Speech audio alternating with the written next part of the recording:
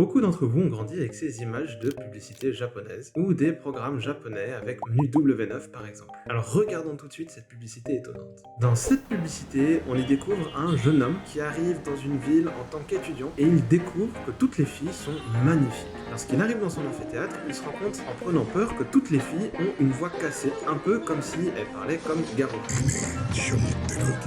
Désespéré et voulant trouver l'amour, il se balade dans la ville et il rencontre une femme qui semble vouloir être définie comme moins belle, cependant elle a une voix normale. Et après un moment intime, l'homme lui demande pourquoi sa voix est normale comparée aux autres. Et à votre avis, qu'est-ce qui est mis en avant dans la publicité? Elle ne va pas à l'université, elle mange des bonbons vosgiennes, elle ne va pas au stade. La réponse D. D. La réponse D.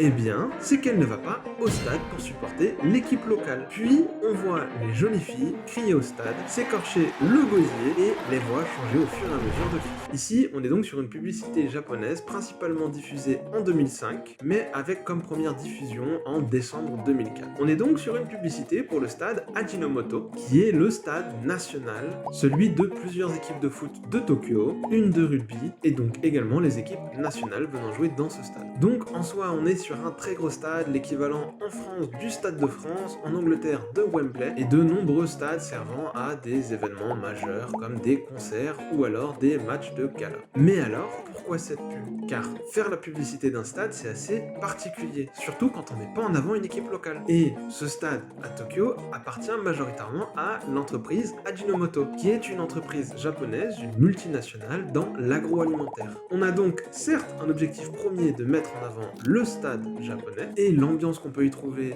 de manière humoristique, également de mettre en avant que tout le monde y va, même les femmes, et surtout que tout le monde y crie. Ça permet de mettre également en avant le fait qu'il y a une vraie ferveur, que même dans la rue, au-delà de l'université, les gens ont cette voix cassée. Sauf que, il faut être honnête, l'objectif est probablement à la fois de mettre un peu en avant le stade, mais également de mettre en avant la marque Ajinomoto. Car ici, on est sur un principe de naming. Le naming, c'est lorsqu'une entreprise va sponsoriser le nom du stade pour pouvoir justement y figurer dessus et faire en sorte de pouvoir mettre en avant sa marque. On est donc sur une publicité qui pourrait être une publicité double. À la fois, elle met en avant le stade, mais surtout, elle va mettre en avant l'entreprise Ajinomoto. Et il faut le dire, ça fonctionne pas mal et c'est plutôt malin. Ici, ça permet de générer ce qu'on va appeler la connaissance de marque et notamment la partie top of mind, soit faire en sorte que la marque soit directement en tête pour les consommateurs et inscrire cette marque dans votre mémoire à long terme. Ce qui est drôle, c'est qu'on est à la fois sur une publicité qui va montrer certaines valeurs positives liées au stade et à l'ambiance, et l'objectif est donc de créer un lien entre le stade et la marque Ajinomoto. C'est donc presque en soi une pub pour la marque Ajinomoto et faire en sorte que toutes les valeurs qui sont mises en avant dans la publicité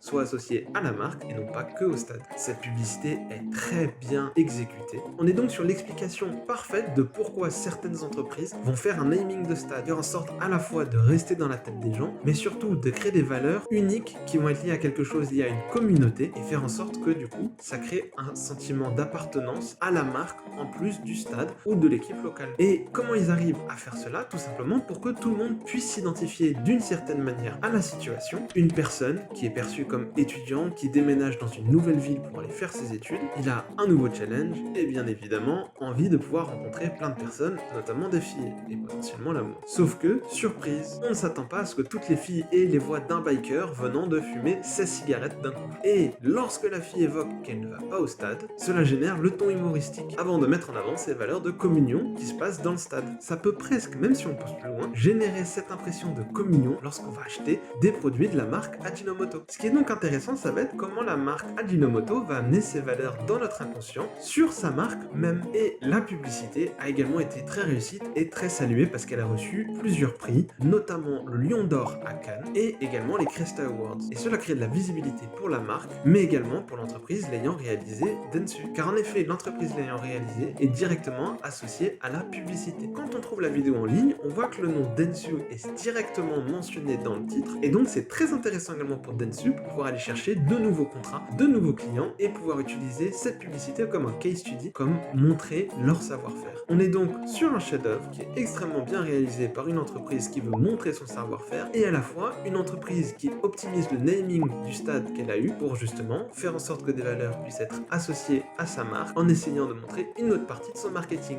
ici le naming du stade. Et quand on regarde les retours de beaucoup de gens, on voit qu'en effet, il y a eu des retours très positifs, mais déjà à l'époque, en 2005, cette publicité a généré de nombreux débats, notamment au niveau de l'image de la femme. Car elle a joué sur un stéréotype qu'une femme doit avoir une jolie voix, et donc du coup, ce n'est pas vraiment normal le fait qu'une femme ait une voix rauque. Et on a une entreprise comme AdRespect qui a par exemple mis cela en avant comme une critique négative à la publicité. Certains ont même cherché à mettre en avant comment la publicité pouvait donner une mauvaise image, comme quoi elle était transphobe, ou justement cherchait à dénigrer certaines particularités que certaines femmes pouvaient avoir, en raison du décalage vocal, donc comme quoi une jolie femme devait forcément avoir une voix mignonne et aiguë. Et même si la majorité des gens voulaient mettre en avant que c'était plutôt un gag, il faut dire que c'était intéressant que de voir que déjà en 2005, les gens pouvaient voir cette publicité comme choquante. Ici, on est sur un vrai cas d'étude, une publicité qui à la fois est drôle, fait passer un message, mais également qui permet de montrer l'optimisation d'un naming d'un stade. Comment faire une publicité, créer des valeurs de communion liées à un stade, et en fait essayer de les relier avec une autre marque, ici Ajinomoto. Cette publicité est drôle pour certains, choquante pour d'autres, elle permet de faire parler d'elle, générer certaines valeurs, notamment les valeurs de communion et de communauté, et donc,